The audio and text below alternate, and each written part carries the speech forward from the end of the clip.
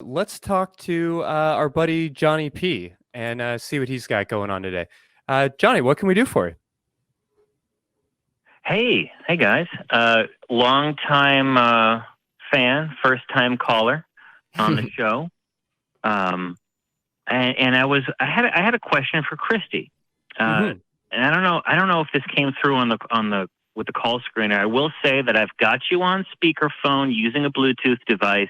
I'm in a place with a lot the background Hang noise. up on him. Hang up on him. Yeah. No banana phones. YouTube's on full volume, and I'm watching the screen. No, but my question for Christy is this: when you've got a client who, like Christy, when you've got a client who is, let's say, coming to you with some religious trauma, but they haven't identified it as a religious trauma, right? But you, in the course of your therapy, feel like, well, they're talking a lot about religion. They're talking a lot about expectations from that religion, dogma from that religion. And it really is tying back into maybe their identity or their psychological state, something that's really causing them a lot of pain. How do you broach that topic? How do you ever say, hey, this could be, maybe it's your belief that might be the source of it. And if you shed the belief, I know you have certain restrictions on what you can do in that way, but how do you address that issue with potential clients or patients? Yeah, I think the ethical considerations here are at once incredibly complicated and convoluted, of course, but also perhaps more simple than you would think, because the goal is never really to come in and like pick apart somebody's religion or somebody's beliefs, but to merely ask the question and kind of highlight, like, you're having this concern. Can we talk about it and see what sort of conclusions people come to? A lot of this, though, is kind of dependent on self-selection. I tell everybody who comes into a consultation with me as a therapist that the most important part of therapy, and we see this in research, I've seen this in my own experiences and in the experiences of my client, the most important part of therapy is just the relationship. It's whether or not your therapist feels like somebody that you could connect with. And so I always tell people, if I remind you of like an asshole brother-in-law or like a boss that you couldn't stand, like, let's not work together because this isn't going to be very effective. So what that effectively means is that because I have sort of branded myself as an atheist in a public way, which a lot of therapists would not do, and that I honestly did kind of agonize over before making that choice. But now that I have sort of put that out there, people are self-selecting based on that. And I do work with theists. I do work with people from a lot of different belief systems, whether they are questioning their religious beliefs or whether they are perfectly comfortable with their religious beliefs but are wanting to focus on other issues. That's totally great. I'm a professional and we can do that together. I'm very upfront about my beliefs and who I am. It's all right there on my website, and a quick Google search away to find my name associated with the Atheist Community of Austin and things like that. So all of that to say, when folks come to me, they sort of have an understanding of sort of my value system, and I don't force that down anybody, but also there's a little bit of self-selection where we're likely going to line up or at least be open to having a lot of those conversations, which is why I think it's really important to anybody listening right now that you select your therapist. I understand resources are a concern. I understand if a therapist is across town versus next door, or if your insurance covers them versus not. All of these factors matter.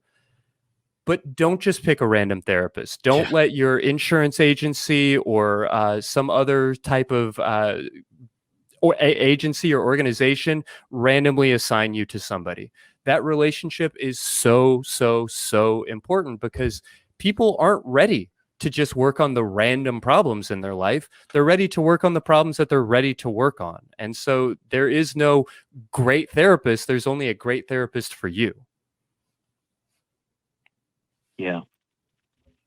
Well, can I ask this for a follow-up question on that? When people do approach you, I mean, I know you can't tell us too much specifics, and I wouldn't even be asking that, but when people do talk about religious trauma, I imagine it's patient to patient, it's very specific, but there's a path through right? I mean, if people are suffering from some religious trauma and they're working through it, do they generally report that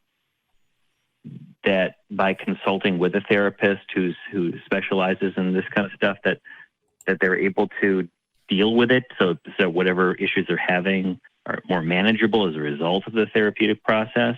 Yeah, I mean, does therapy work?